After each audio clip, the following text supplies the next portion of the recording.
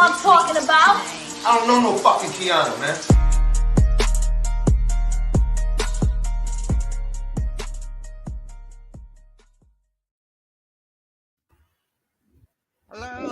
Hello. Thank y'all for tuning in to another episode of Talk is Cheap with Kianna J. I am your host, Kianna J.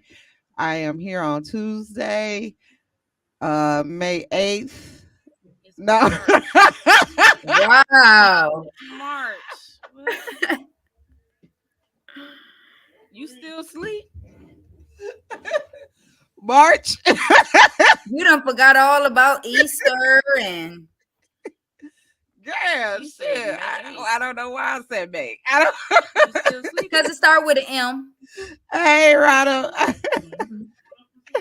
I do in May that I'm planning for to Vegas in Arizona. So that's probably I got a lot of stuff going on.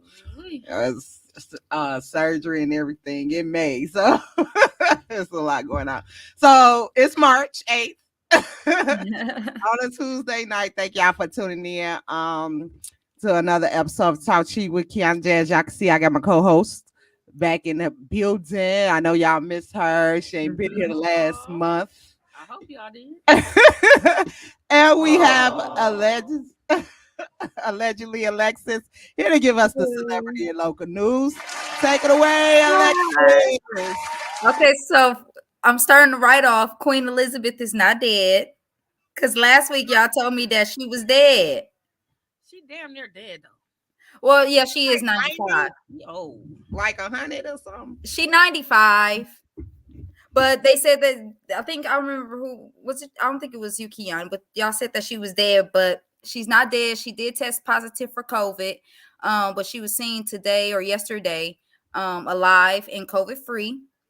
She held her 95-year-old, you know that B code. They lying. She ain't never had it. You know, she a witch. It's a conspiracy because how you still alive and you had COVID? I At showed 95. And you 95 at that, yeah. I thought Trump.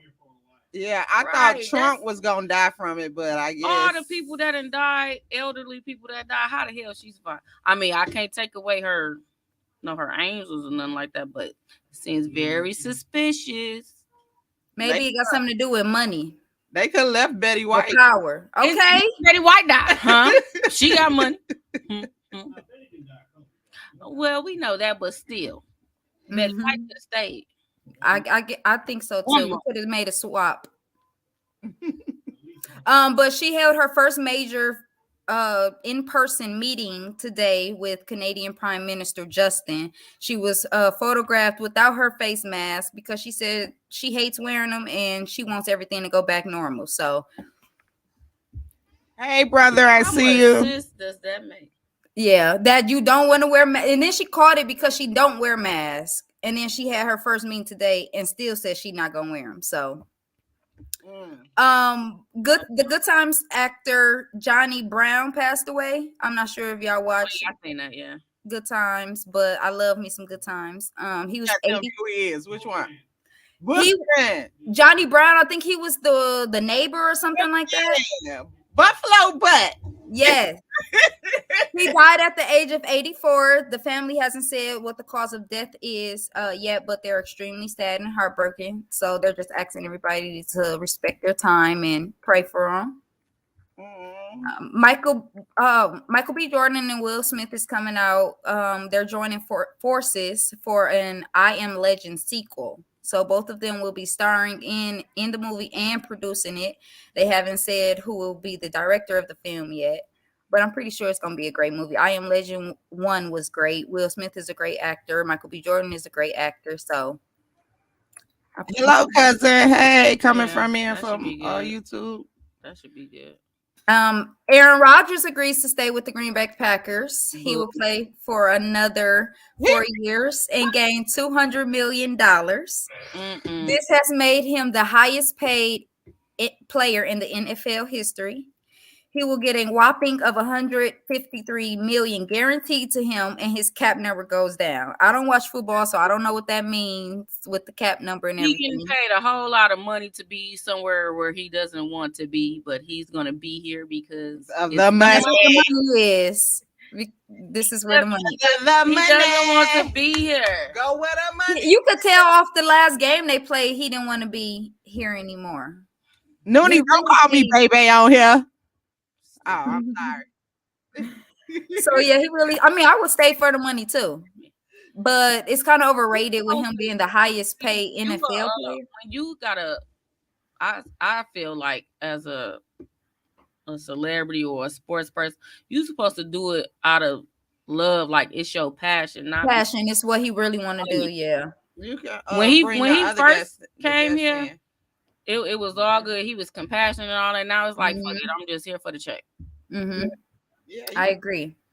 And that's not because there's some real diehard football Packer fans, and you shouldn't do that.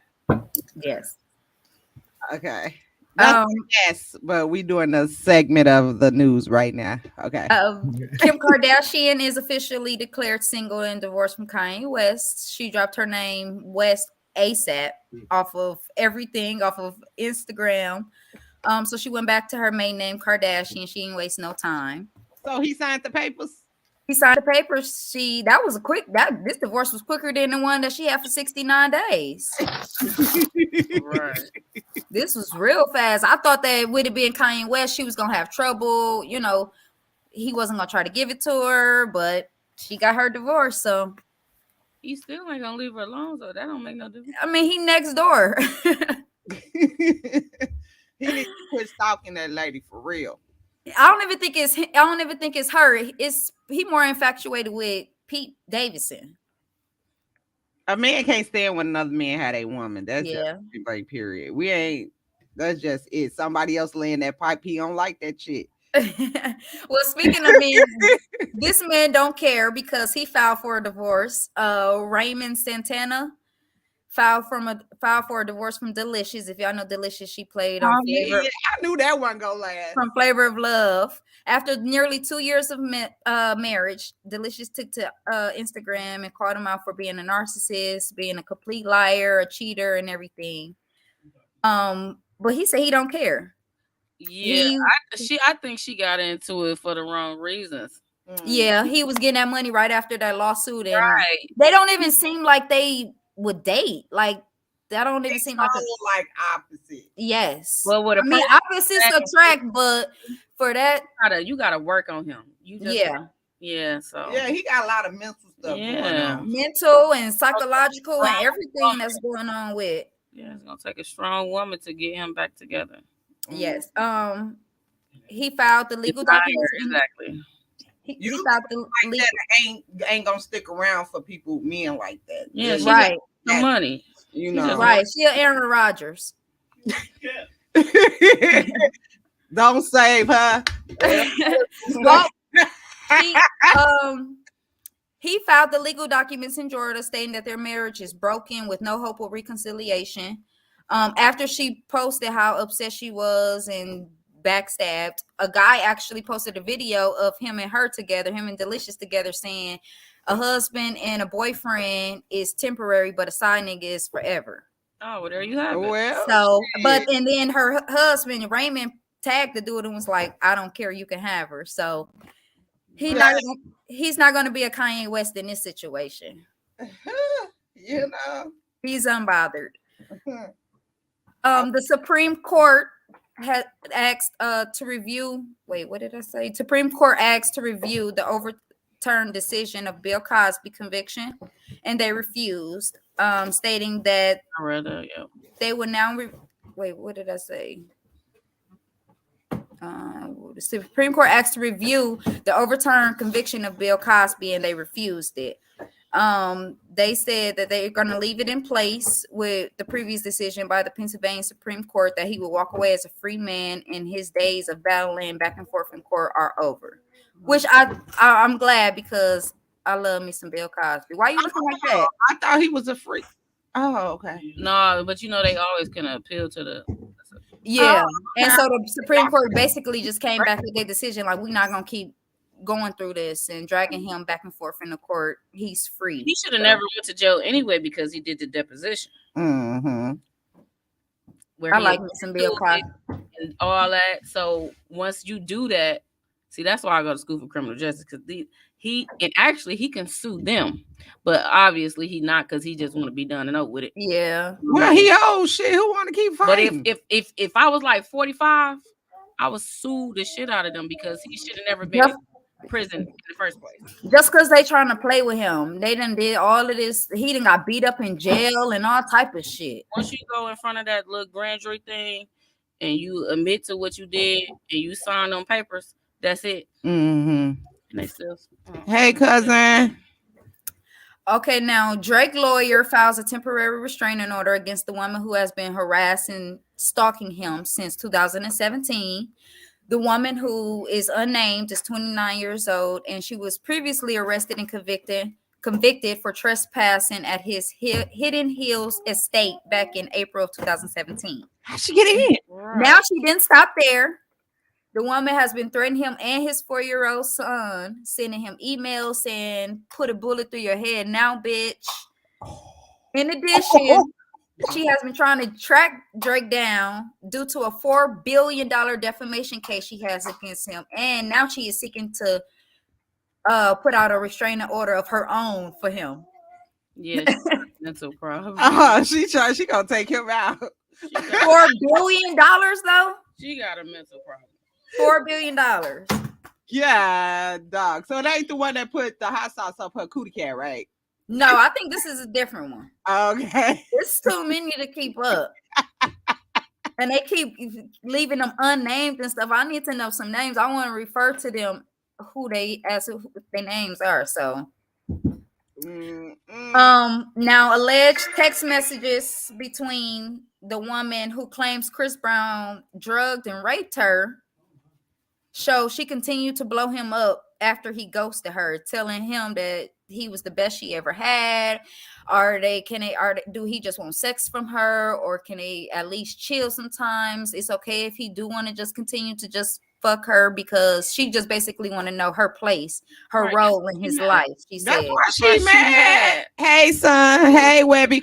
But they posted, she done, after this rape, she done posted, they showed the text messages. She done sent him multiple nudes. They done played the voicemail. She done left him. Not gonna do none of that. You trying to sue this man? You trying to sue this man for all this money, saying he drugged you, and that's not what happened.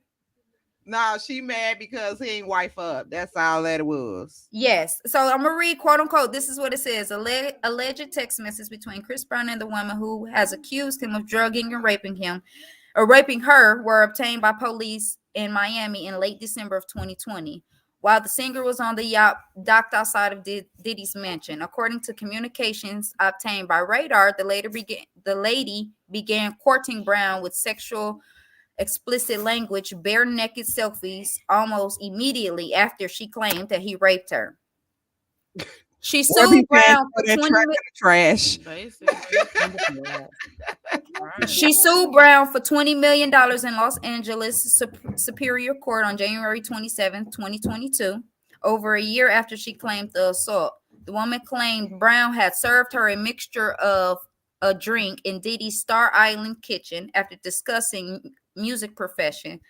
The report alleges Brown gave her advice about starting her career in the music industry and then refilled her cup. He then walked her to her room, closed the door, and held her against her will, stopped her, prevented her from leaving, and raped her. He then told her the next day that she should take a Plan B pill. And should. I mean, but that just goes to show that it's just a lot. They even showed the messages where she was asking him for ecstasy, asking him for drugs. She claimed that he drugged her, but she's in the messages asking him for ecstasy, and he's telling her, "I don't have it. I don't normally have that. It's only around me when my friends have it." So this gonna be a long case with them. But him and his lawyer both reached out. That's my thing. Why you not pursuing criminal charges? He is. He tweeted, he said, well, he put on Twitter, he says, no more dragging me through the mud. Clearly, you can see the cap. Now, let's see if the media will keep that same energy they had trying to destroy me and run the real story. Me and my team are taking legal action on this situation. You don't play with people's lives like that. No, I'm talking about her. She was just suing for the money. Yes. Because she ain't get that baby. baby. That's why. You didn't pull up no criminal charges. If I'm raped, I'm going to the police. You're going to jail. Who gives a fuck about some money? That okay? So if you up front just suing him for some money, that's what it's about. It's just money. Yeah. Well, he drugged her and raped her, but then who does? If somebody drugged me and raped me, why would I continue to send them nudes after the fact? This happened in 2020. This is now 2022. It's 2 years later. You still texting this man. You done moved to Hollywood to try to move closer to him. Yeah, she a stalker. Yeah. So I hope he really sticks through with it. It's females like her that makes it hard for the real victims to come forward because of the stuff that she's doing. Yeah. But we'll see. I'll keep tabs on this case with Drake and Chris Brown because I love both of them. Yeah, and I don't want to see neither one of them. Chris Brown is people now. Drake, I'm not seeing Chris Brown is my baby daddy. I don't really, I like some of his music. He alright. Who you like? Who? I like Chris Brown. Drake, he alright. Oh, Drake, he alright. Yeah. I mean, how can you not love Chris Brown? We are from another mother. We light skinned, but we still some dark niggas. Like, you don't understand. He's not a dark nigga. No, it's all about the way Chris Brown can sing. Chris Brown can dance. I see I've been gone too long. Kianna don't want Drake because he put a heart in his head. Exactly. That's no why. He did that for his son. That's no dark nigga shit. The fuck? He did that for his son. Leave him alone. Don't you do things for your kids? Not at all. But that is all the celebrity news I have for today. So I will keep tabs on these stories as they're developing, and I will give more to you guys next week. All right. Thank you for another week of good news, Alexis. I appreciate it. And I'll see you next week. Thank you. Bye, guys. Bye, ladies. Bye. So let's get to it. So this show is about postpartum depression. Now, I was sitting down. This show came in last minute because I was actually at my sister's house, which is right here. Ebony is my guest. Hi. I was there for the weekend. She did these beautiful nails I have on. And I was watching Growing Up Hip Hop. And something really pissed me off on there. And yes, I like that. So JoJo Simmons was complaining about his wife not giving him enough attention. Okay, so basically she had just had a baby, and she trying to get back in the groove of things, and she got a little 2-year-old running around and all this other stuff going on with her. And then he said, but what he said was, because his sisters was like, it's new. And he was like, oh, we've been through this before. It ain't new. Every baby is new. You don't know what that person dealing with a different situation. You know what I'm saying? At that time, like, I didn't have postpartum with my oldest 2 kids. I had it with my last child. You know what I'm saying? So at the end of the day, every baby is new. Every baby is different. Every situation is different. She going through a lot. You insecure about your body. You insecure about the way your husband. Then you got to take care of your husband, your 2 kids, do housely wife duties, everything else. It's a lot for a woman. You get, especially in postpartum depression. Like, men are so selfish, and I'm so mad about it because even if your hormones are off balance, yes, your hormones back. And so even if she wasn't married, no nothing, you could be single and go through it and still have struggles and all that stuff. My thing with that is, with singleness and everything, is just the point of we carry as women a lot, and for a lot of men to just blow off our feelings or how we feeling or the things we need from them is bullshit. His mama should have slapped him upside the head because all the kids that she got. His punk bitch ass pissed me off, and I'm saying it. I don't give a fuck. Like, and anybody that think like that, cause all I heard was, "What about me? What about me? What about me, nigga? Right. Fuck you right now!" Like, like, come on, like, Abney, you been through postpartum, right? Yep, I experienced it with my son, and the thing is, I thought, like when I had my daughter 11 years ago, but I have a 2-year-old, and I really didn't even know that I was experiencing it until, like, I told you the one story where, like, I literally was like sitting on the toilet. And the thing is, I thought that I was going just through the emotions of having a baby, trying to get my, hormones back together, all that stuff. But I remember, like, I was sitting on the toilet, and I don't remember what I was watching, but whatever it was funny. It was like super duper funny, to the point I started laughing. Then I started laughing like hysterically. Then I just started sobbing, like literally just crying.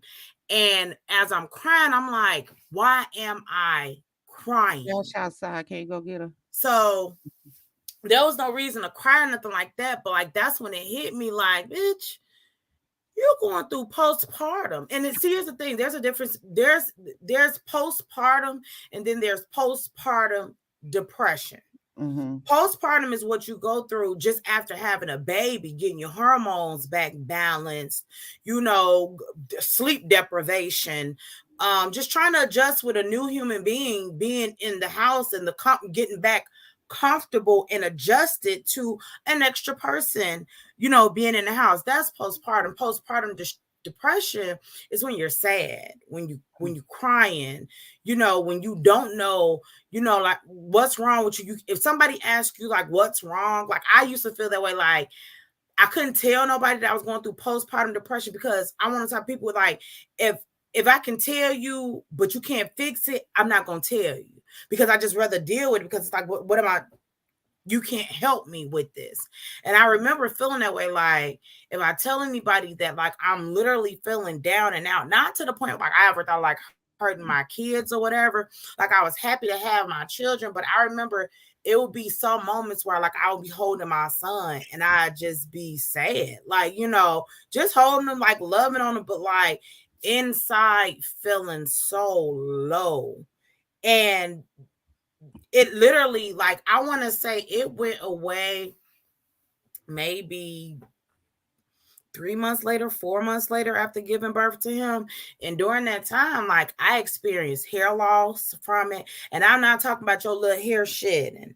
I'm talking about like I can go like that and like my hair was coming out. And I was like, like, what the hell? Like, and don't get me wrong, like I know that's part of postpartum, like when you lose your hair and stuff like that. But I remember also I had put a picture up on Facebook, and it was a picture of me when I was looking like just cute to me. Like I wasn't even like, it wasn't like a dressed up type of picture. It was just like I felt pretty that day, and like I put like a status of like, I miss this, I miss her, like, you know what I'm saying? Because really, like when you go through postpartum, it's kind of like you like you're outside of your body and you're seeing somebody else just struggling to maintain life, struggling to just keep pushing, struggling to keep going, and any little thing a trigger you to go into like a sunken place that you don't want to be in. And the thing is, like, too, like even just going through postpartum period, it's like things are a little bit slower.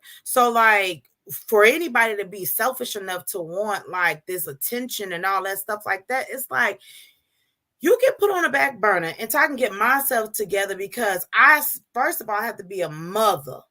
I have to be a mother to this child first, and then anybody else, get some pieces of me when you can, because you literally feel like you're stretched in all type of directions. And to add depression on top of that, like postpartum depression, it's like you don't even want to do the things that you're being stretched in different directions to do. Like you just want to sleep.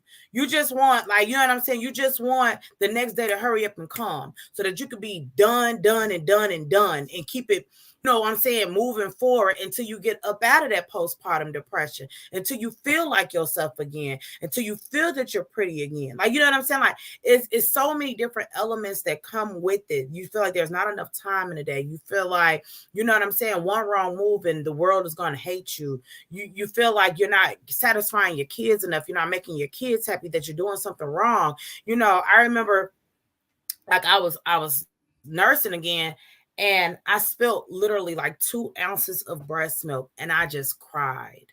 And it was like, you're gonna pump them again, like, you know what I'm saying? These reproducing, like, you know, you're gonna pump them again. But in that moment, it was just like, the world is, you know, at me. And it was so crazy because it's like it's an inside battle, because mentally I was like, Ebony, you are right, like, you cool, but like I could not help but feel overwhelmed, you know. And postpartum is just the things that you go through after having a child, and your hormones, of course, is one of them. They're all out of whack, you're gonna cry and all that. But postpartum depression is where, like, you literally cannot control being happy. You know what I'm saying? Like, you can have the world around you and you still gonna feel lonely. You still gonna feel lost. You still gonna question every motive that you do, because you wonder if you're doing it right or wrong. It's just, it's a lot. And I never thought that I would go through postpartum depression on top of that. And I was going through some other stuff too. And I just remember, like, breaking down to the person that was like causing like outside issues on top of my postpartum depression. I was like, imagine how you would feel, your hair falling out, you crying for no reason, just to be getting verbally abused by somebody else. Like, this is too much, you know. And the thing is, like, it takes for, like, even, I'm gonna be honest, it takes for like the opposite sex to really make you feel low going through postpartum. Oh my God, they make you feel the lowest. They'll say one wrong thing to you and you'll be like, you're right. Like, maybe I am that. You know what I'm saying? You start. They make you feel like you ain't doing what you're supposed to do. Me, Absolutely. Yeah. You don't have no comprehension of what women go through postpartum. JoJo is being completely selfish. Why is you over there pointing to you though?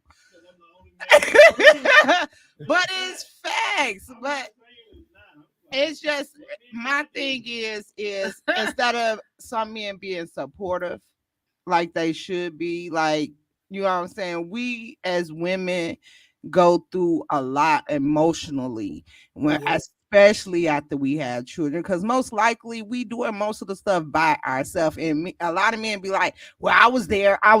Exactly, you was there, but not doing nothing. Not doing nothing. You crying just like the baby. Yeah.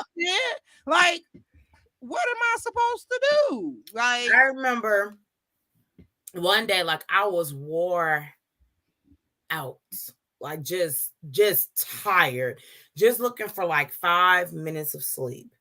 And my son's father came over, and what I thought was like, okay, well, he gonna visit with his son, I get to take a nap. You know what I'm saying?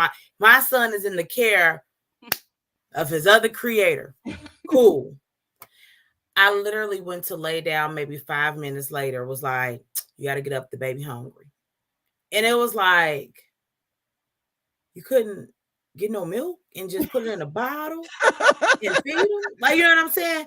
And then I just remember, like, I filmed him like sleeping, because as I'm holding my son, he just knocked out on the couch. And I was so upset. And it was like, even though, like, you know, and when I say upset, I'm not talking about like, look at this mother. I'm talking about some, like, I want to detach his head from his shoulders right now. Because how dare he sleep? You know, how dare he sleep? And I haven't got an ounce of sleep in God knows how long. You know, it's like I said, it's overwhelming. Like, Tia on the comment, like, you cannot express, I can't express enough how you can't express the feelings that you have, and knowing that you cannot tell it to other people, because, you know, when you're going through stuff, the main thing people say, oh, you'll be all right. Just pray about it. It won't last forever. You know, it's just a baby. You got the baby blues, and if people write out baby blues like that's something so easy, that's not something so easy. That's a feeling. Man, what is baby blues?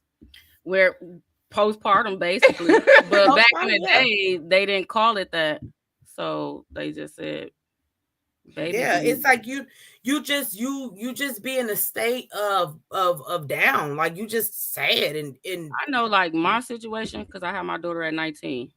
I actually had postpartum depression, but at 19, I didn't know. Couldn't talk to my mom about it because she was a crackhead. So it's like you just.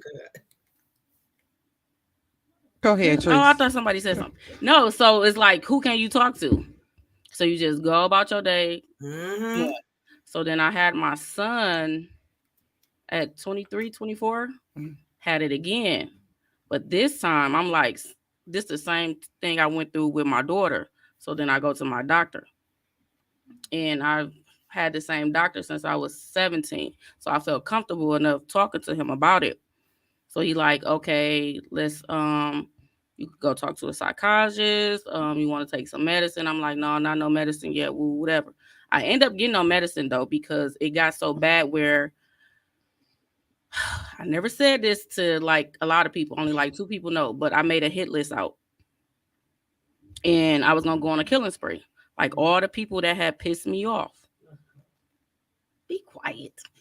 So that's how I found out that I suffer from bipolar disorder as well. So tack on postpartum depression with being bipolar. I was off the charts. I ended up getting locked up in the not the Ragley mental complex, but it's a behavioral center. It's better if you want to go there. If you got insurance, go to the behavior center. They treat you way better than the mental complex, and they got better food. Here, there, right? No, seriously, no. But like, if it wasn't for like having a good doctor for one, and like helping me out, like I really could have. I didn't plan on killing myself, but I still would have lost my kids. I would have been in prison and all type of things, right? So I kind of blame my mom too, because I'm like, if you would have been aware I'm still a kid when I had my daughter at 19, I was still living with her. You didn't see like I was struggling with things, but here there at like 20, 25, 26, I really it still lingered on.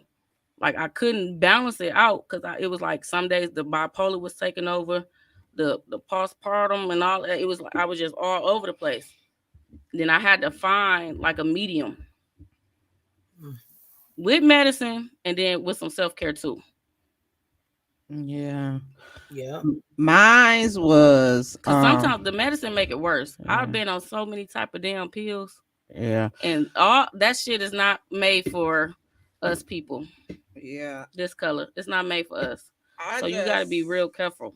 I went through postpartum with my last child. I had my kids, my older children, early, but I'm the oldest child of my siblings. So when I had my kids, my siblings was teenagers. So I had a lot of help from like my mom. Like she would take them for the summer. My 2 oldest kids, my sisters, my stepmom, my aunties, and everybody helped me out with my 2 oldest kids.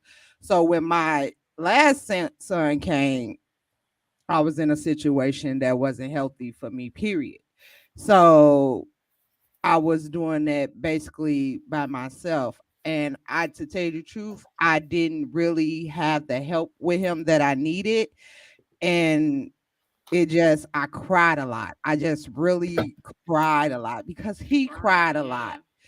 And I didn't know what to do. Like one time he was teething and I couldn't stop him from I couldn't stop him from crying. It was like he was in so much pain and I couldn't stop him crying. Orgealed. I gave him, my mom was like, give him some Motrin and nothing worked. He just wouldn't stop crying and crying. When I literally said I gave up on my child at that moment, I laid my baby on that bed and he cried for hours. And I laid on the floor and cried with him for hours.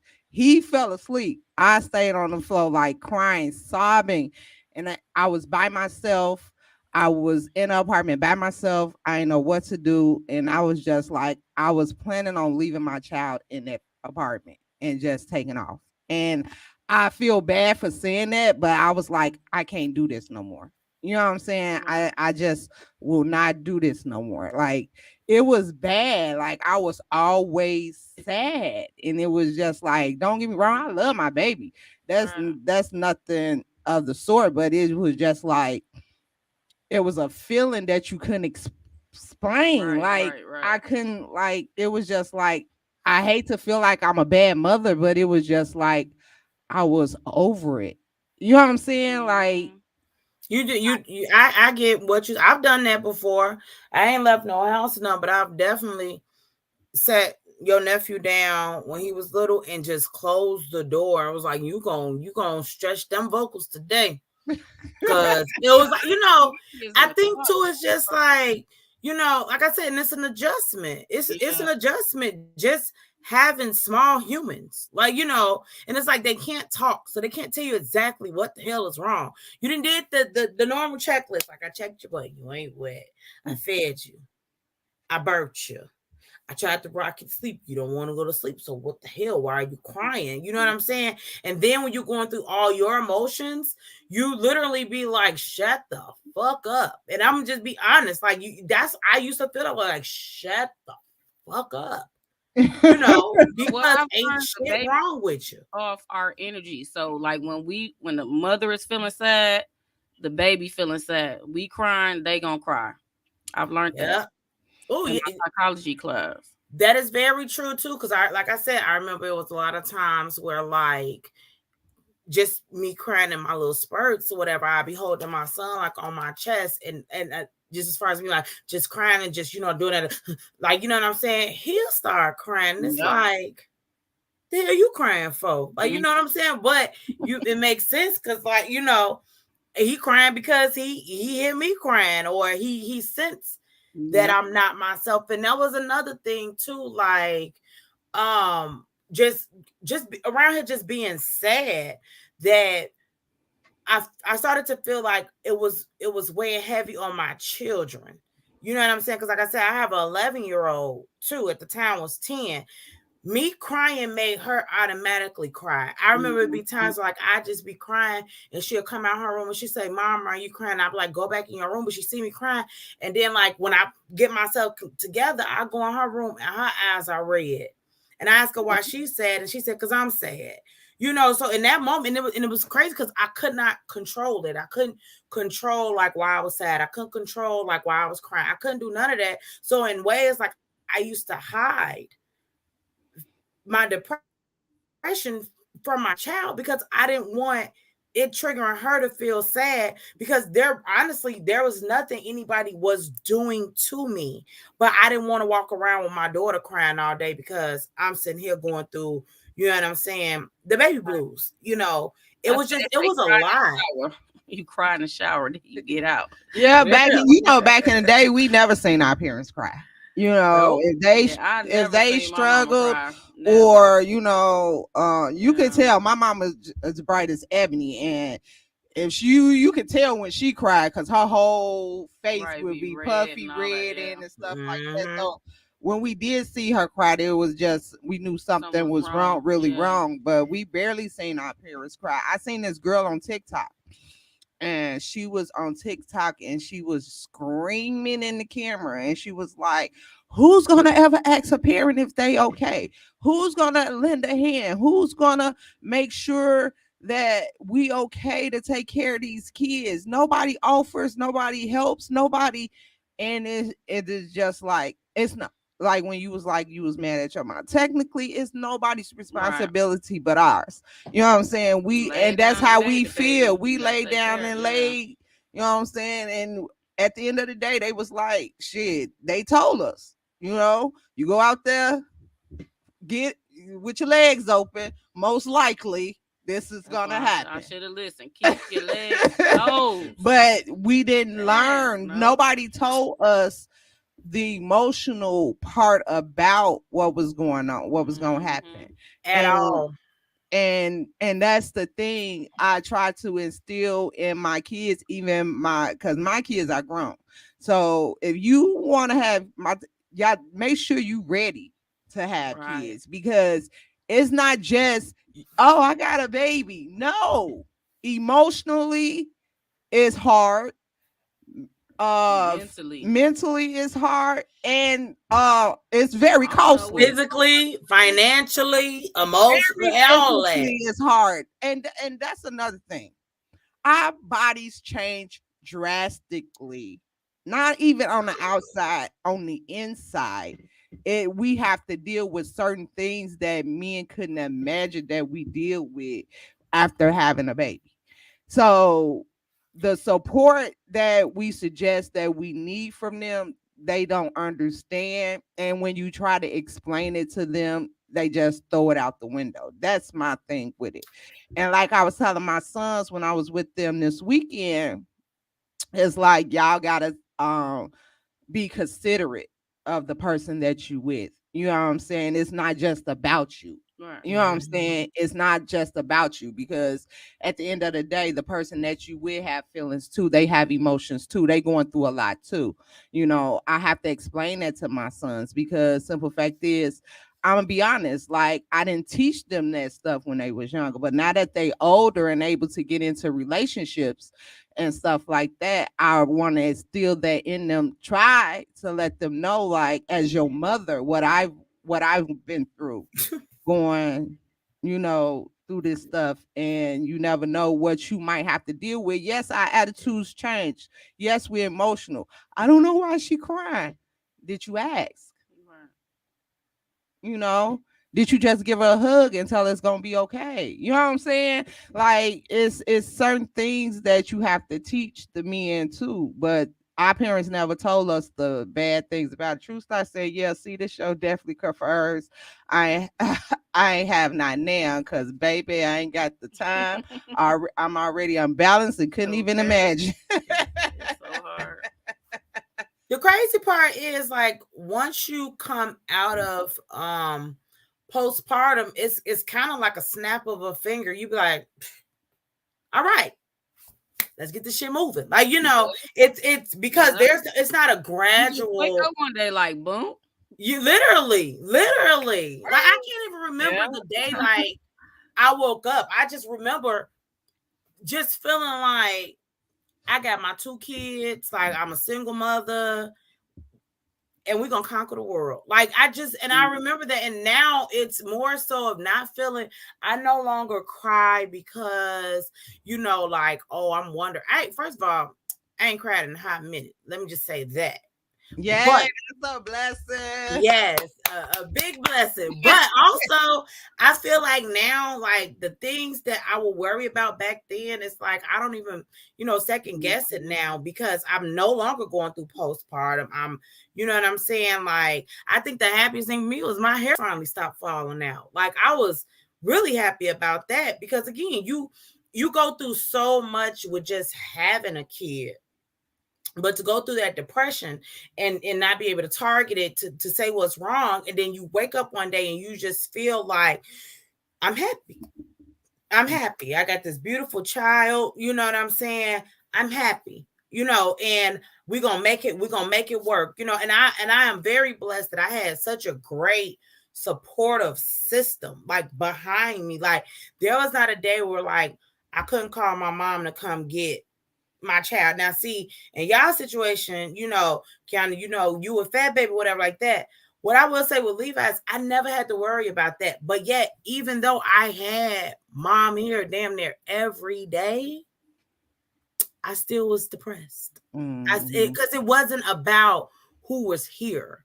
It wasn't about what somebody was doing. It literally was a feeling inside that just triggered emotions that it triggered emotions that I felt like been just tucked down, waiting to come out. You know what I'm saying? Like I said, cry on the toilet. I've never cried like that a day in my life. Not even with, like, somebody passing. I've never cried like that. And when I tell y'all, like, I was sobbing t-shirt was wet, face was just wet, just sobbing. And like if I'm not, I think I got up and I went and laid down because I was like, I think I need a nap after this. Like I could like I need to lay down because this was just a little bit too intense, you know. But again, like, you know, I my heart goes out to those who do have a significant other with them that's not making the journey out of postpartum as comfortable as it can be. You know, I fortunately didn't. I mean, I went through like the verbal abuse that I was dealing with, you know, but at the same time, it was like they gotta go home in a little while anyway. So, you know, I ain't gotta listen to this all day. But for the women that's literally like at home with somebody that is unwilling to understand where they coming from, that speaks a lot about that person on an emotional level, a mental level, a spiritual level, a moral level, that they can't even understand that, hey, for a couple of months, I'm about to go through something on and off, and I can't pinpoint it. Because you should have a conversation while you pregnant with your husband or your mate if y'all living together. That conversation, because some people don't go through postpartum.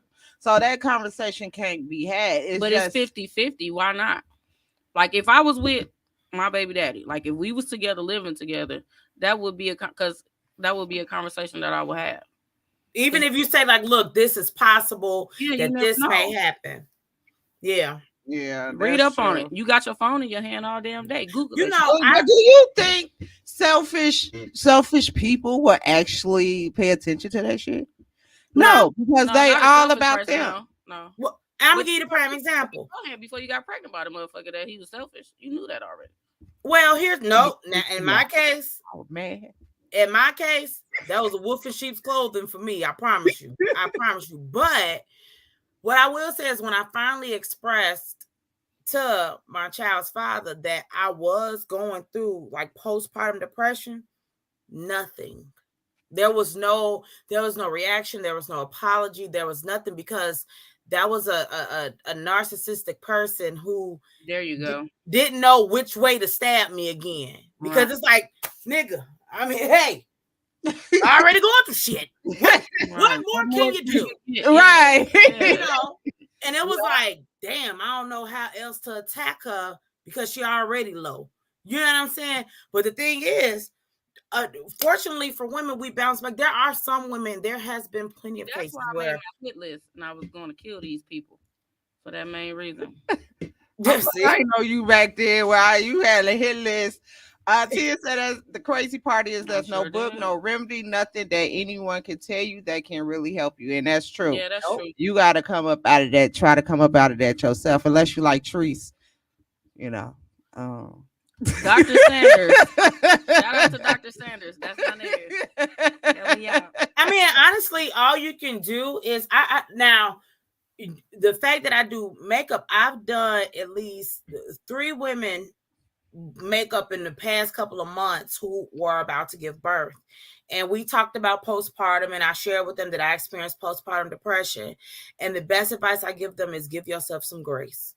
Like I tell them to give yourself some grace. Don't ever feel like you're doing it wrong because that's your household. Those are your kids. That's your child. Can't nobody tell you, you know what I'm saying, what you are doing right, what you are doing wrong in your household. You raise your kid how you want to raise them. You ain't going to do everything right. But as long as that kid is still breathing, you're perfectly fine. So, okay. I mean, hello. True star. Wait, true star. True star. I had that damn fake baby in high school and left that motherfucker right on the bus. So yeah, that day I said motherhood ain't for me. that's right I there. Kept my CPS legs closed. Leave the baby on the bus. Baby on the bus. I just feel like, you know, emotionally, we don't know how to control it.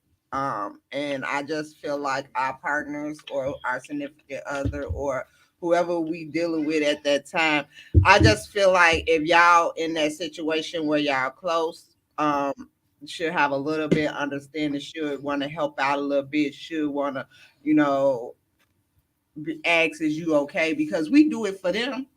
Them niggas always depressed. For some reason nowadays, niggas always depressed. I always want their back rubbed, they head rubbed, take the stress out of them all day.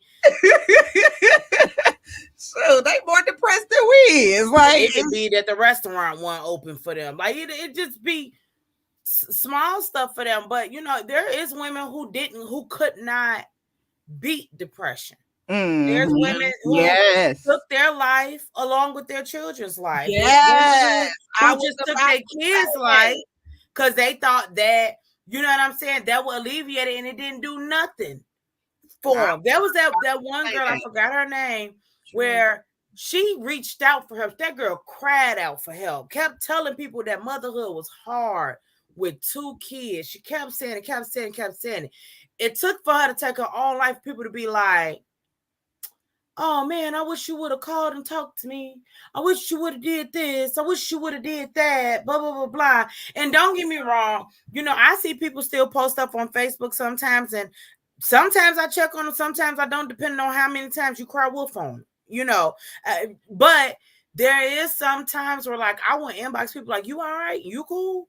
You know what I'm saying? You got me, because whether we talk like that or we don't, everybody needs somebody. And that's why, like I said, when the women that come sit in my chair to get their makeup done, they're about to have a baby, my best advice is just give yourself some grace. And the only reason I said it, because I know it is going to be some times where you're going to feel like a failure.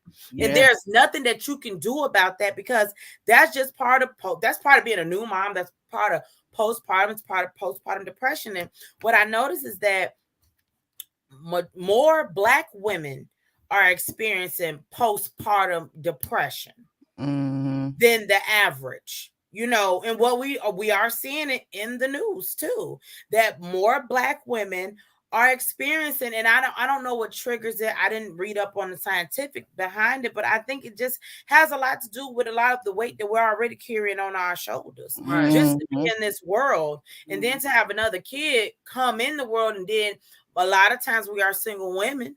You know what I'm saying? Raising these babies. So that's pressure on top of that. And then these unidentified, emotions that we're having, and we can't pinpoint them and we can't fix them. There's nothing to just fix it. It's triggering, and the way it's too heavy on us. And it is one of the things, like me experiencing postpartum depression with my son. Had I not had mom come to the house almost on a daily to get Levi, I don't know where I would have been. Had I not have just family wanting to come over just to see him, and we laughing and we joking and stuff like that, I don't know if I didn't have those little moments where my mind would drift off too. You know what I'm saying? Because, an idle mind makes your mind wander, but an idle mind also triggers that depression to just be right there in your face. You know what I'm saying? You can, like I said, I suppress mine a lot, because if I told anybody, it was like, what can you do? If there's nothing that I can do for it, what the hell can you do for it? So I'm just going to deal with it, because I do know that it don't last forever. So I did know that. It was more so like, I'm going to just deal with it, and, when it's over. But I don't wish that on nobody. I don't wish postpartum depression on no woman. You feel, especially just like I said, just postpartum period, like you feel like, man, my body out of whack all the time. I know I even went through it. Like I have arthritis in my spine right now, and it was like, how the hell did that happen? When I was pregnant with my daughter, my balance was off. Like, to this day, she is 11 now. To this day, when I stand up for a long time, my body started to sway over to the side. Kids change your body. As a woman, we care about how we look. We care about keeping ourselves up. We care about not being beautiful for no man, but being beautiful for ourselves. And when we cannot control that, or when our body is feeling like it is breaking down on us, eventually that comes to the outside of us, and we start critiquing on the outside of us. We start feeling like, oh my God, like I am ugly. I'm saying, me losing my hair. If you remember, sister, like I literally was wearing my hair in a ponytail a lot, because like my hair was gone on the sides, like, and it would just come out and coming out because it was just shedding from having a baby. So it's like we go through so much to bring a human life into this world, but nobody ever pinpoints the aftermind of regrouping yourself to deal with it and to be turned back into yourself. You didn't carry the baby for 9 months, almost 10. You didn't carry the baby. A whole human. A whole human. And you know what I'm saying? And you get out now. You know what? I remember this time around with my son, I bought so much like postpartum, like just stuff, like to feel like, girl, you're gonna be, because I was watching YouTube videos and them women on there was like, oh yeah, I just gave birth to my baby hours ago. Look at me, makeup all the way done, and I'm in a cute robe, and my baby in a matching robe, and we're just fine. I remember feeling like that when I came home. I had on the pin. Okay. She was burning. I had the nurse. I was just like, not even close. Yeah, like I'm ready to lay down. Like so unattractive to have just have a baby. Like people be like, "Oh, I'm gonna get my hair done," and well, I did have my hair done though. And this, it was just like, it's so totally different. I swear to God, you come out with the worst. Let me take a picture. Stitches in your cooter stitches from the front to the back. Okay? Man, that shit hurts. Y'all just don't know. Men don't understand what it feels like to have menstrual cycles. My BDE said one time, you aren't used to that yet. They couldn't walk a day in our shoes. Hell, not even 20 minutes in our shoes. Not even close. Where I always tell women all the time, I say we are the strongest species because of course we can't even the pain alone in labor. Men swear, oh, it ain't nothing but period cramps. Period cramps hurt too, but this shit is undescribable. What you go through, like it's like the inside of your body is tearing apart. Like it's so bad. You jumped inside your stomach. I don't know what was worse, going into labor or having COVID, because them motherfuckers was like, we was up to here. I thought I was dying in both of them. You like, what is this human doing to me right Jesus now? Christ. Like they trying to kill us from the inside out. Like what the hell? And we still survive. And we get through it. We still do it. And an hour later, after you have a baby, they make you get up and walk. Make sure your legs work. When I had my daughter, I passed out in the bathroom. No lie. Kianna, you was there. I passed out in the bathroom because they tried to make me get up and sit on the toilet. And next thing you know, I had an ammonia packet being under my nose. And I remember waking up like, what the hell is that? Like, that's real. The people came with a wheelchair because they didn't press the emergency button. My mom was sitting out in the room telling them, no, we don't need no wheelchair over here. Not knowing the whole time I done passed out in the bathroom. You know, I just delivered a human. Y'all want me to stand up?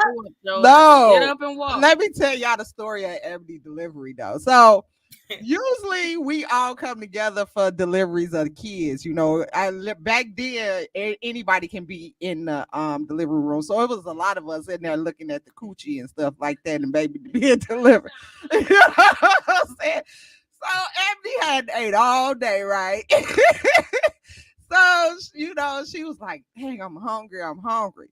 So it was time for her to push, and she told the doctor, I think that's why her ass passed out, because the blood had rushed her head. Because she asked the doctor, she's like, well, if I push the baby out, I can eat right after, right?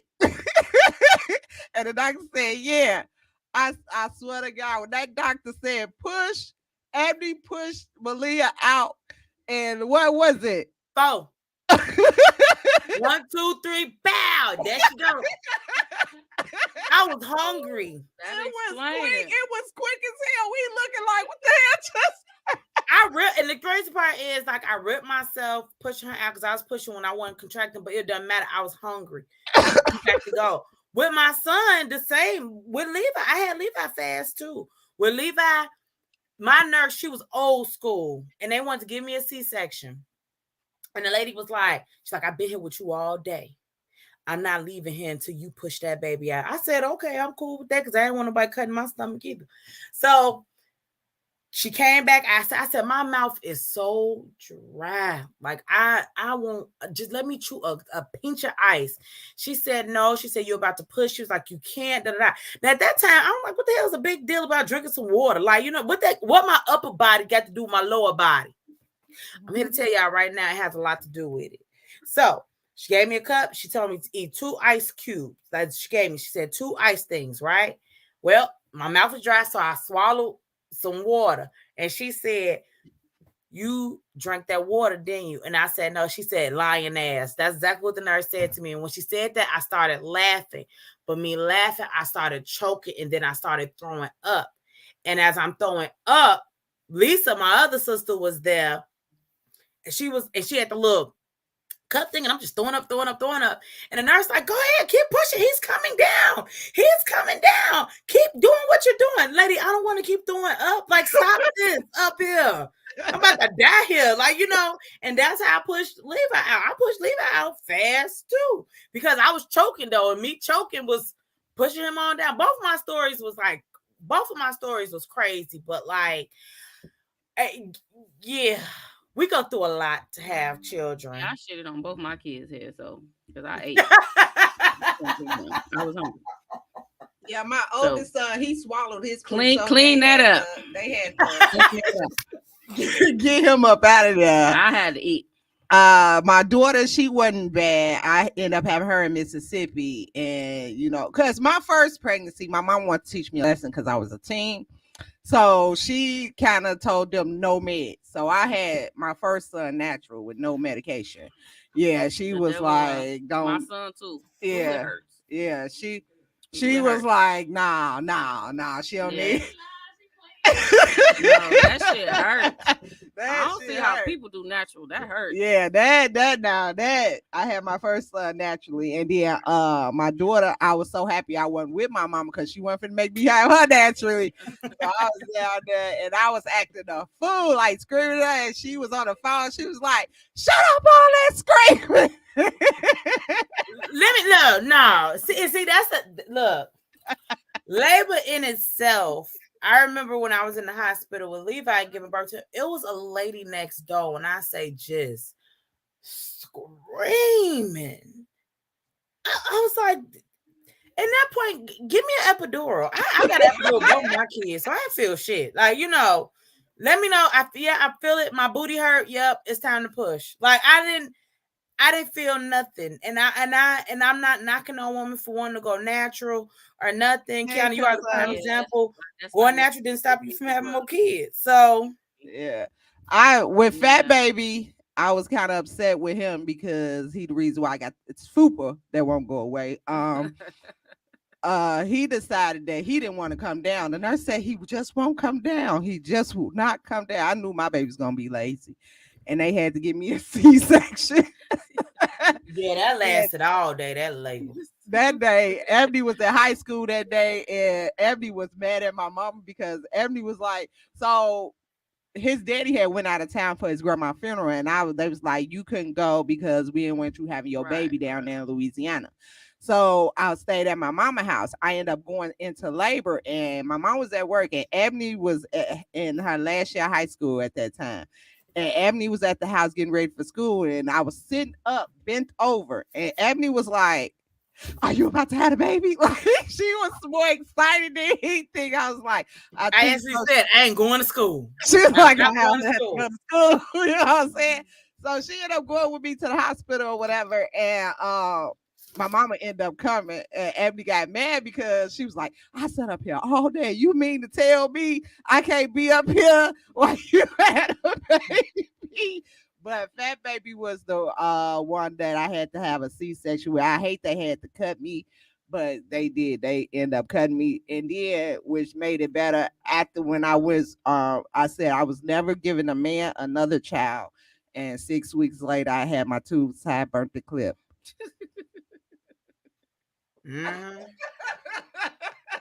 You know what? Me honestly, like me now saying that I don't want no more children comes from the postpartum depression. Like that's honestly what I don't want to go through that again. Like, I don't want to. You was talking about not having more kids when you had Malia, though. Man, But let me tell you. So I'm gonna tell y'all this story too. So Ebony wasn't planning on having no more kids when she had Malia, but Malia is a baby's baby. Like she like other babies. Like she like babysitting. She like holding babies. Like Ebony had to buy her one of them real dolls, silicone dolls and stuff.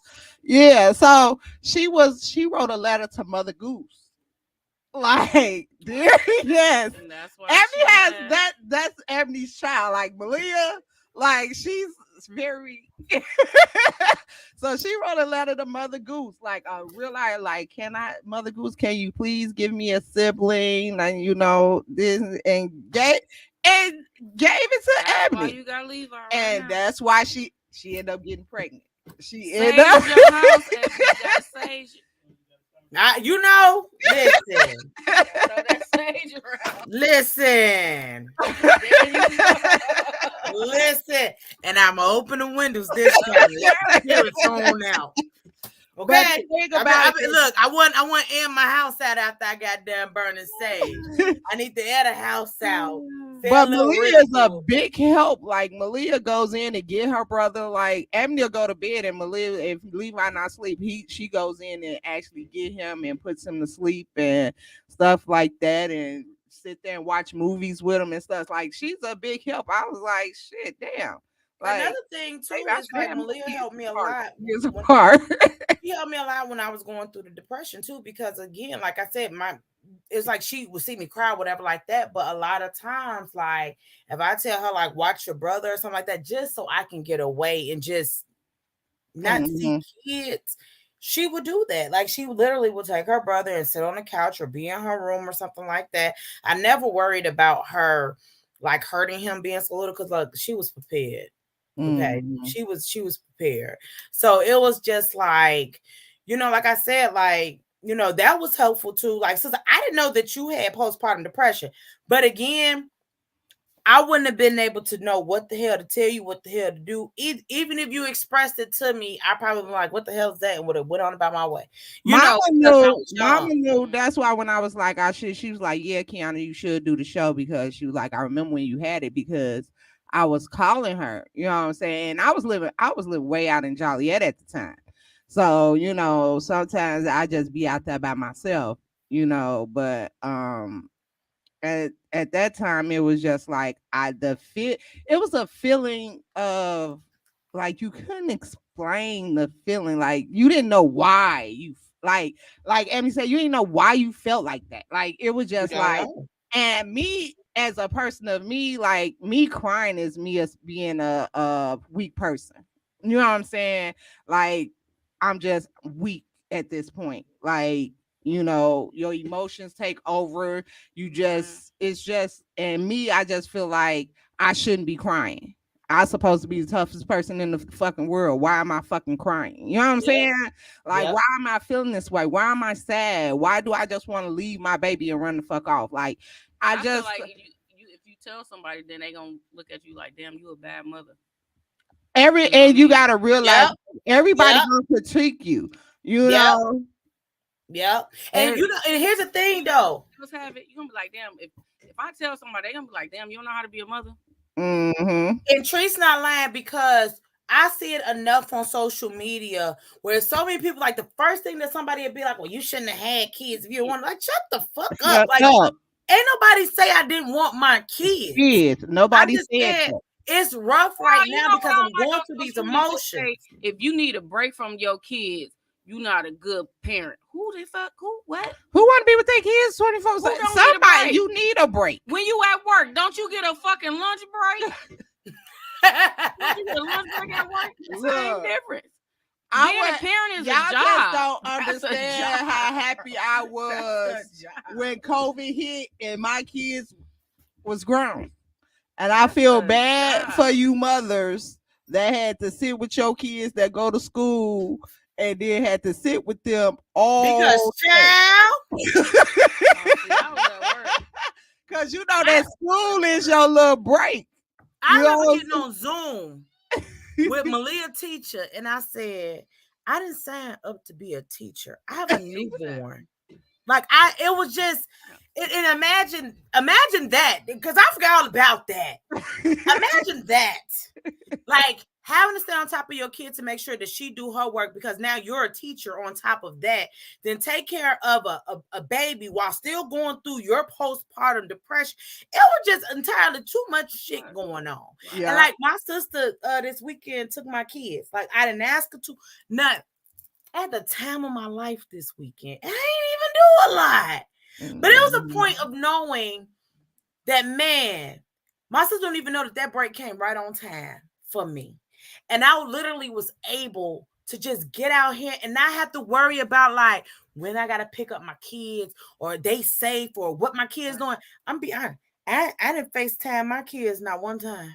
I didn't call to say was they all right. I didn't call, do none of that. I knew that they were safe. They was with my sister. Cool. I'm out here. And it was nice on Saturday too. I was outside. I went outside Friday night.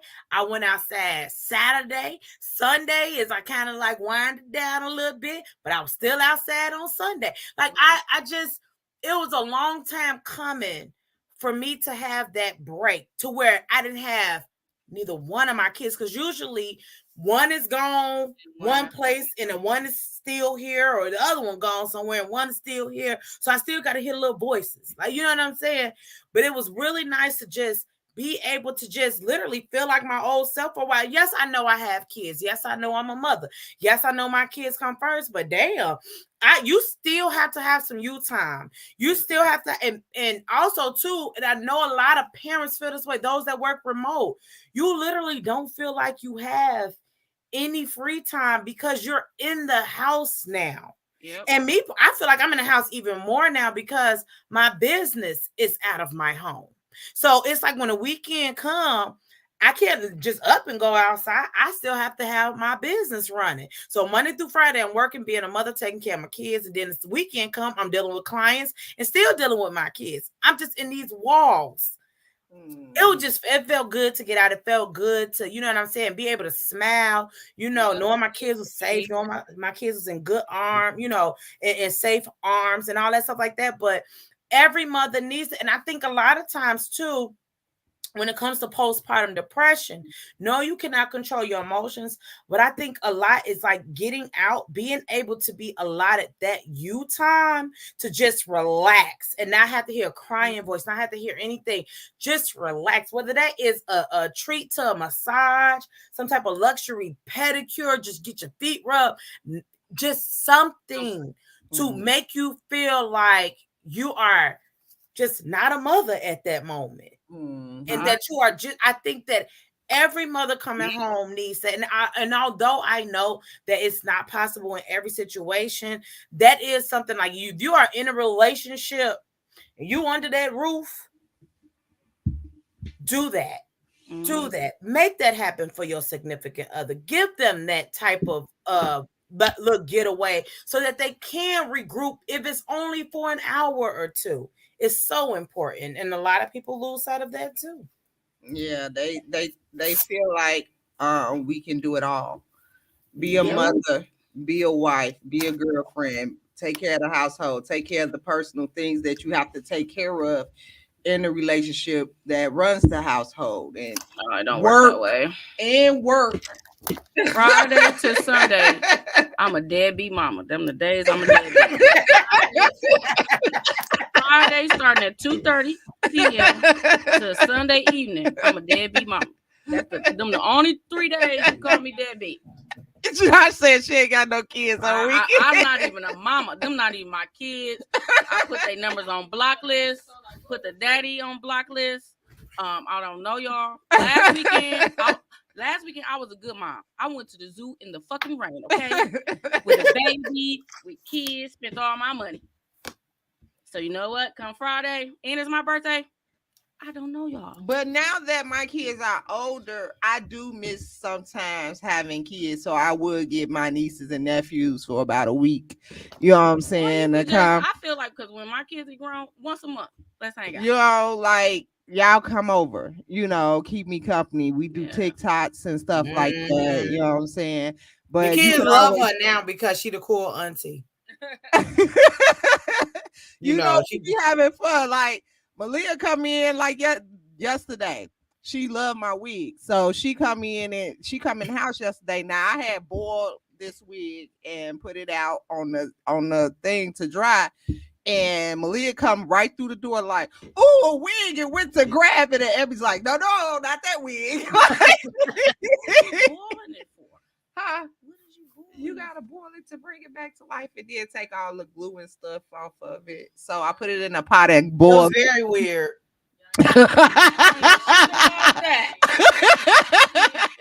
I don't know shit about boiling. You know, get the glue and the makeup and stuff off of it and stuff like that. You know. Oh, probably because I don't glue my shit down.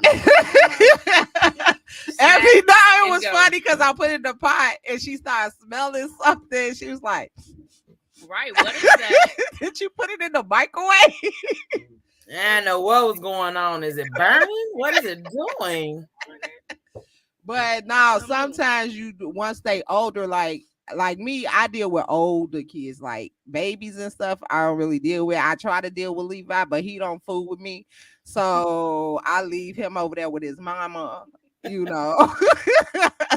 You know, and he don't fool with me on purpose. Like I've been in this relationship for 2 years now, and he don't fool with me at all. Like every time I come over, like he won't give me a French fry, nothing.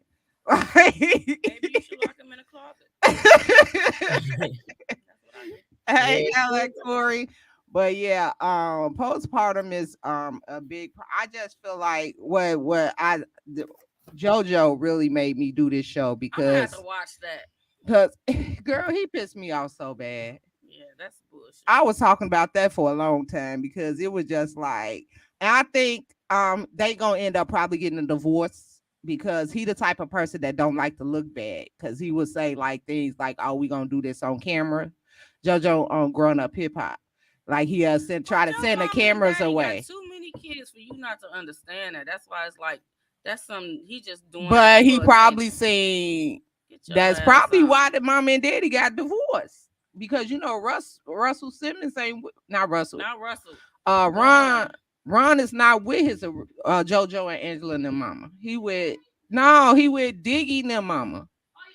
But still, yeah. she had a baby. Right. When she was pregnant, he was still in the household. But my thing is, like, light-skinned niggas, I can't stand him. He not light-skinned. He a part of them. He might as well put his ass over there. But I didn't like the fact that he kept saying, "What about me? We've been through this before. Cool. We've been through this before." Like, she dealing with a 2-year-old and a newborn baby, and she told you, "I'm insecure about my body. I'm not feeling it." You know what I'm saying? Plus, I gotta cook, clean, and you're not helping with none of this. You're not helping with none of this. Diapers, burping, and he was like, it's still no time for me. And it's just like, how selfish could you be? Ignorant. I don't even have time for me, let alone have time for you. Got mad because she said, "I'll go to the store for you after I've finished doing what I'm doing." He got mad. "Well, I'll go myself." The fuck is you talking about? Who going to the store? I think that's why I probably would never be a wife. Because that right there, the selfishness of it all was just not okay. And that's why I was like doing the postpartum episode, and then I seen the girl crying on TikTok or whatever. And I had to comment on her stuff. And I'm like, her not to be crying in front of the world. Don't do that. Girl, so many people crying on here. On social. TikTok is just a crybaby fest now. Look, I'm not uploading no video crying. People be crying and be like, "Click the link in my bio." My thing is, do you set up the camera first and be like, right. How many takes did it take for you to get that video with your ass crying? If you can set up that camera, you don't need to be crying. Exactly. Imagine crying like, "Should I do this?" You got your ring light all set up. You just crying. That's your face. Look, that's how it be though. But you know what the thing is, like, because there are so many men in the world, and I'm not taking up for the men who are just ignorant to postpartum depression, but because men will never be able to relate to women, right? going through it, never be able to say like, man, I know where you're coming from. It is up to us women to uplift the next mother, to tell her that she's doing a good job, to tell her to give herself some grace, to tell her that it ain't gonna last forever, to tell her that, you know what I'm saying, the way that you are raising your child is perfectly fine. You know, it's up to us to give those encouraging words, because here's the thing, like, a man can tell me all day that I'm doing great as a mother, but when I hear that from another mother, that makes me, it gives me chills, because it's like, you see me, girl. Yes, I'm doing this for my kids. And you know, give props to other women. Huh? Women barely give props to other women. Now, see, that's not me. I like giving it, because you know what? You never know who day you may make. And I hear that a lot from my friends. Like, they was like, Ebony, you always check on us. You always say uplifting things. I make sure to tell my friends that they're doing a great job. Never second guess what they're doing. And I don't care who I'm talking to. Whenever I hear somebody beating up on themselves, give your damn self some grace. You ain't perfect. Nobody is perfect.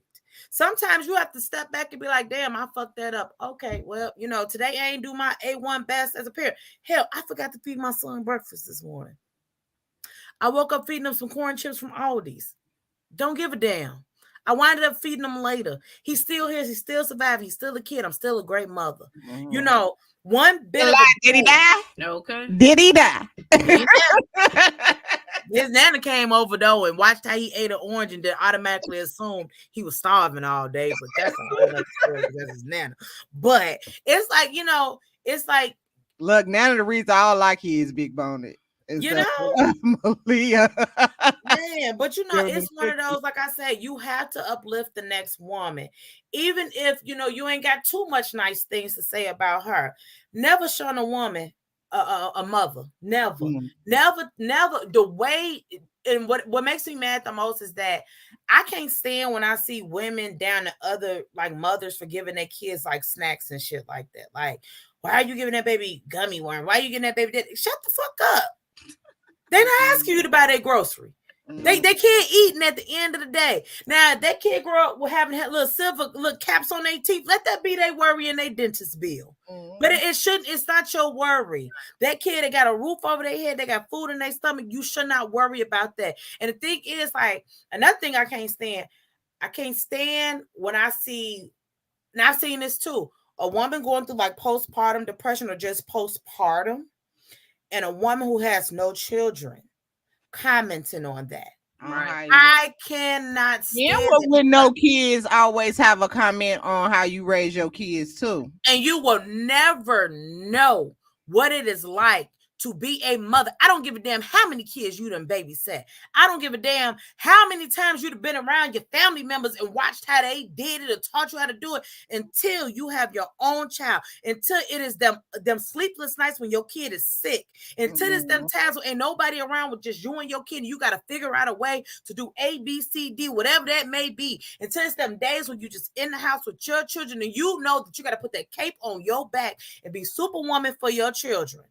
You have no right to judge another woman with how she's raising her children. That's not your place. That's not your platform. That's not your turn. That's not your concern. And a lot of women who are childless have the audacity to do that. And it annoys the fuck. I've blocked so many women for that shit. Because it's just like, you know, my mouth is a little bit vital.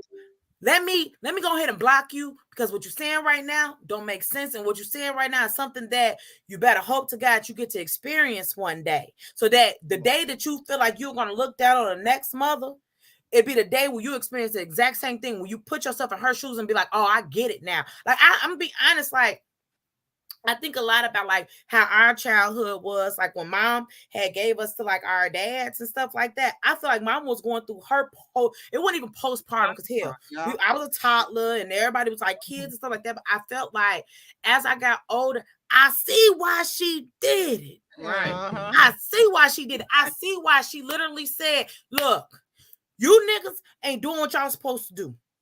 Right. And I need help. Exactly. And since y'all don't want to help me, she did. Here you go. Let y'all see how it is. And guess who fucking failed? Yeah. My daddy did. He failed. That's what I do every Friday. Yeah. And the thing is, let me tell you something, Trees. I bet you your baby daddy it better not ever complain, because what you do for 2 days don't compensate the other 5 days during the week. Yep. It don't compensate it, and it never will, because at the end of the day, when you send your kids, they well grown. You ain't sending your kids dirty, hungry, nothing. You know what I'm saying? So it's like you already on a good start with them. You ain't got to rev up the motor for nothing. They already going. You just got to make sure this motor's still going by the time they come back to me. Exactly. You know, and that's again, that's just part of the other little thing that us mothers have to do. You know what I'm saying? Like, just we have to worry about little things. I can't send my kid out the house looking all crazy and stuff like that because somebody gonna judge me. I think that's the number one thing for us, that we worry so much about being judged as a mother. You know what I'm saying? And the stress alone from that gets to us. The stress alone from that makes us feel like, am I doing this right? Somebody gonna say something. And I literally have my dad. I don't give a shit. Say. I bet you won't say it to me. Exactly. I bet you won't say it to anybody else, but don't say it to me.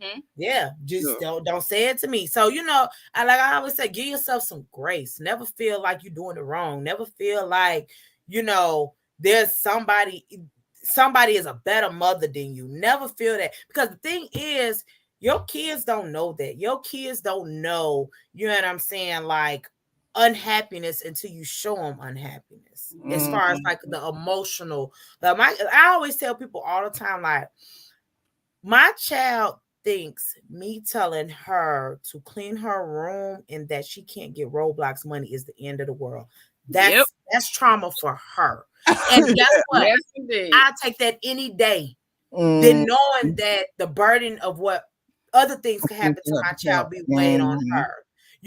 So again, we as mothers, of the fact that our generation is breaking generational curses with how our parents was raised and how they were, were taught to raise their kids and stuff like that. We're different. You know what I'm saying? We're going to go to bat for our kids. We're going to make sure our kids are spoiled and all that. Well, call it spoiled. I just call it, if I got it, my kids can get it. That's why I was telling my boys this weekend. I was like, y'all don't know what I've been through to make sure y'all didn't know y'all struggled. You know what I'm saying? I made sure y'all had shoes, clothes, good birthdays, roof over y'all head, everything. I made sure you had everything you needed, and sometimes damn near everything you wanted, but you didn't know what I had to do. I wasn't at home a lot. Guess what? I had to work a lot.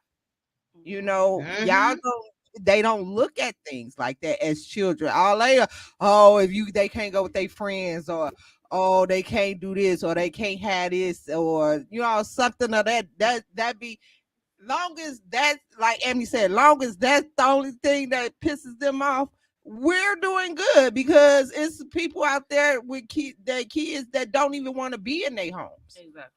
Yep. You know what I'm saying? It was kids that was out for COVID that wish they was in school because they didn't want to be at home. So, you know what I'm saying? As mothers, we do the jobs we supposed to do. It's hard. It's very hard. And it's very stressful. But we do it. We do it. And don't have a man too. Because that's another child. I'm going to be honest with you. And I may get some slack for this, but as you know, my daughter's father was gone for 7 years, almost 8 years. My son's father, we weren't together when I had my son, but he was here. And a lot of times I tell people, like, I'm kind of glad that I was by myself for that 7 years, as far as not having him around, because there was no room to be disappointed. There was no room to ask for something and not get it. Like, I knew that whatever my daughter needed, I had to do it. And God damn it, I was going to do it. So there was no stress of having to worry about, can I depend on him? Is he going to do it? Don't get me wrong, he's home now. Their relationship is beautiful.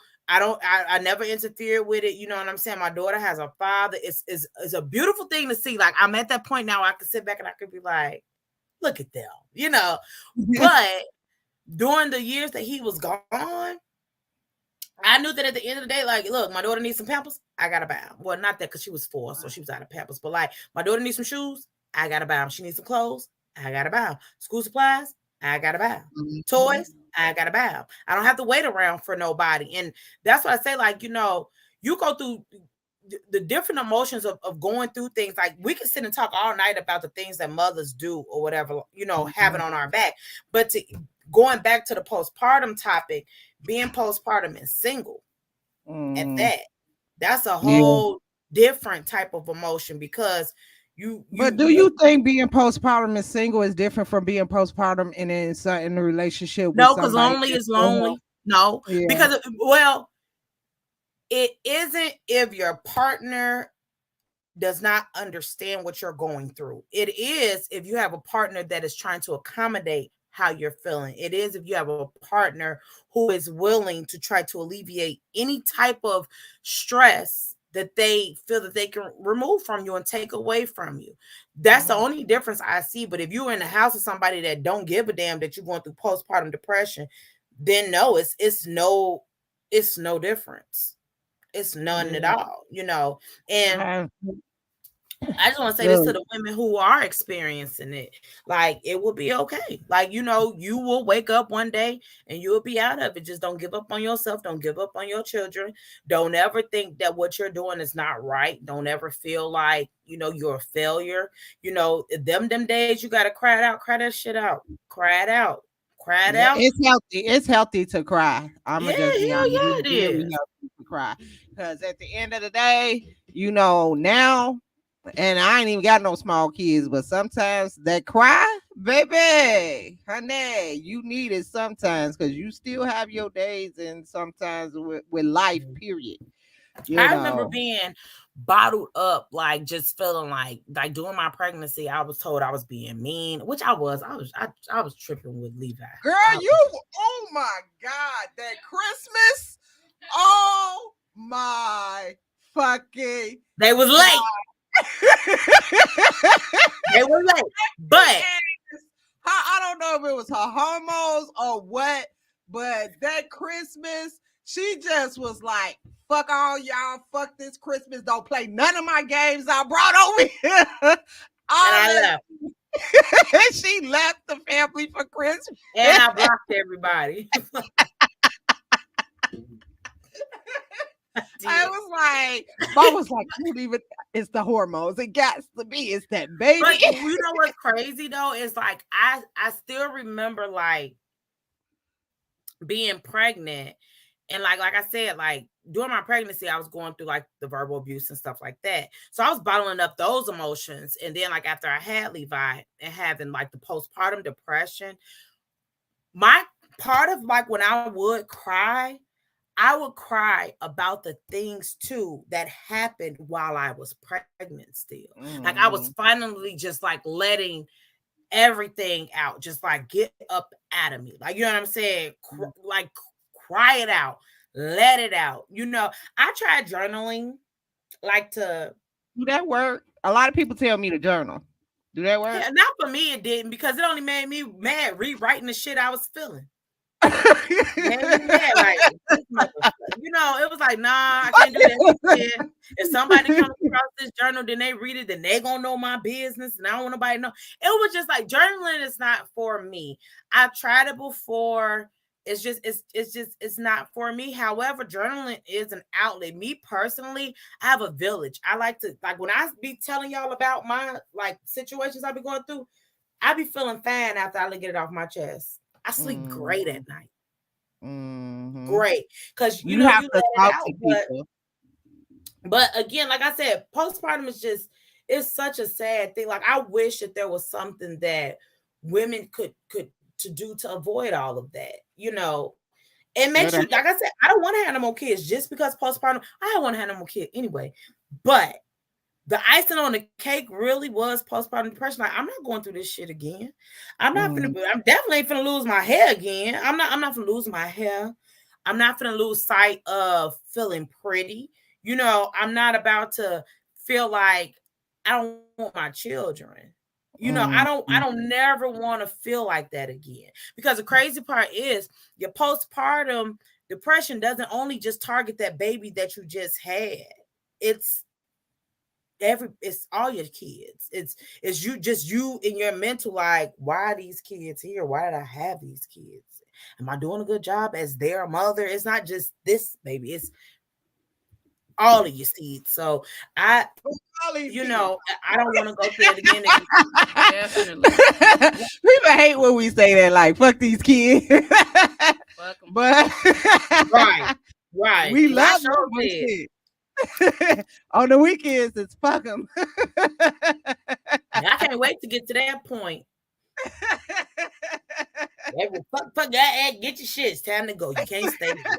Like, I can't wait to get to that point where, because like I said, this past weekend was just, man, I've been missed. I felt like a young adult again, I ain't got to worry about coming home to nobody. I'm outside kicking it like. You came home later than I did, and I was at a party. I'm at the house like, dang, she ain't even here yet. I had a blast. Like I said, I was outside just enjoying life, and mothers need that. And a lot of people lose sight of that. People feel like because you have a kid that you always got to be with your kids, or that you don't deserve no me time. Hell, you met me when I was by myself. Why can't I be by myself any other time? Kids I be feeling like kids need a break from their parents too sometimes. They do. Get on their nerve too. We get on their nerves. We get on their goddamn nerves. We do. I know I get on my daughter nerves. I think they be happy when they do leave. Like when you Levi and them was gone and stuff, they wasn't in a rush to get back to you. Oh. I hear my kids whispering about me all the time. They think I don't hear. I got a good left ear. I hear all that. They be tired shit. We yell because a lot of times we yelling out time for them to do some shit, and or to make them do some shit. They be like, why she asked for the remote and it's right there? Because I don't feel like getting out of my spot. Go get that. No.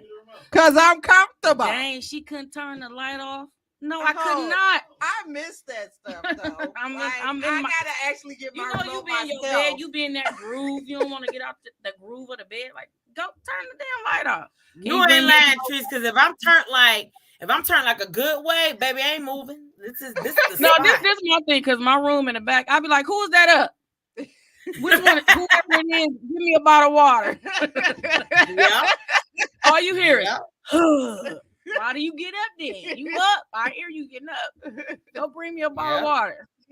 Like I said, it's a beautiful thing being a mother, and that only goes to show you that if we can make it through postpartum, we can make it through postpartum depression, how strong we are as women. To even be sitting around now to be able to talk about the struggles of when we first had our children, and how we didn't think we was going to recover from or snap out of it. It literally is a beautiful motherhood is a beautiful thing.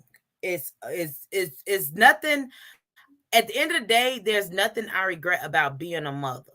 At the end of the day, I don't there's nothing that I would take away from my two kids. Now, had it got into this world or anything, like, I love being a mother to my children. And I also like knowing that I have experience now under my belt to be able to encourage the next woman. Like, you know what I'm saying? That's scared or feel like this her first time having a child. I love now talking to women who had little sons younger than my son. And I be giving them advice like, yo, be prepared for this. Be prepared for that.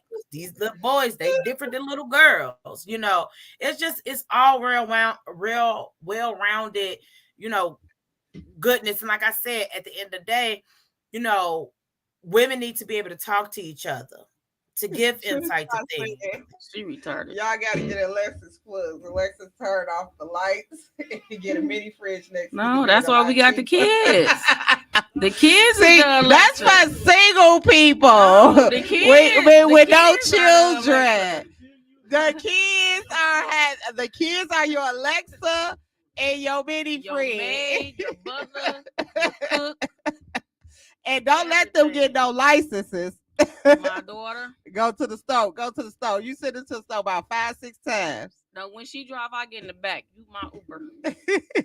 Thank you. Ebony much. got froze. No, but it took for my daughter. Her birthday was last month for her turning 17, and I was like, damn, like I really been doing this. Ebony, can you hear me? Years. Yeah. Yeah. I gave myself you was frozen on the back because my daughter, she's 17. She get good grades. She got 2 jobs. She a virgin. She don't boys. Mm-hmm. So I'm like, damn, I did a good job. You did a good job having her real. Job well done. And you try to break that curse because we was teenage mothers, and I was just like, dang, I didn't want my daughter to be a teenage mother, and stuff. We actually did pretty good by breaking the generational curse with that. Curse with that because you got 2 jobs now, and I barely got one. I feel some type of way. How much money you got in your bank account? How much money you got? Yeah, like I just want to know. But yeah, postpartum is probably got more than me. It's very serious. Leave her alone. Postpartum is very serious, and at the end of the day, supporting a person that's going through it, they might not tell you, but you can see the change in the behavior. You can see that something is not right, especially if you really know a person. There's nothing somebody can do about it, but it's okay to ask if they need anything, need help with anything, anything, but or seek help. Like I said, my doctor was a good help to me. Hopefully other people got a good relationship with their doctor. Otherwise, a lot of people won't go to therapy. You know how Black folks are. I'm talking about my primary doctor. Oh, yeah. But anyway, yeah. Even if it's your friend's family, seek help. Yeah, seek help. Hey, Javaris, seek help. Make sure that if you're in a relationship, if you're in a relationship and your woman just had a baby or got some kids, check on her constantly. And they better get it together. Just don't think about your needs at that time because you're gonna be neglected. Okay, you are going to be neglected for a little bit. And why you ain't worried, tied up with the baby anyway, worried about yourself? Okay. Go grab a diaper or something. Change your pamper. So right. Rock this baby to sleep. Sing a lullaby. Okay. Cue music, bitch. You doing a good job, bitch. Your style is crazy. Well, thank you, friend. Thank you. Well, I thank Ebony for coming on, and I appreciate you telling your story. I am going to ask your baby daddy to be a part of one of my shows. No, what? You know which one? I ain't got the first one. I'm gonna do one with the rehabilitated people that got out of prison. Javaris. Look, she said, I'm gonna have to prep him. I'm gonna have to prep him. I'm gonna ask him, look, warn him that I'm gonna ask him. He gonna want to do it though, right? I know. So okay. See, let me tell you something. Then y'all gonna be like, girl, this who your baby daddy is? Like, give me some grace. It's gonna be 2 of my cousins, him and my son. So yeah. So we're gonna get that together. Our life after prison is different. So I just wanna, see how they adjusted to the world and everything, so. But thank y'all for tuning in to another episode of Talk is Cheap with Kianna J. I am your host, Kianna J. If nobody told you, I am going to tell you, I love you.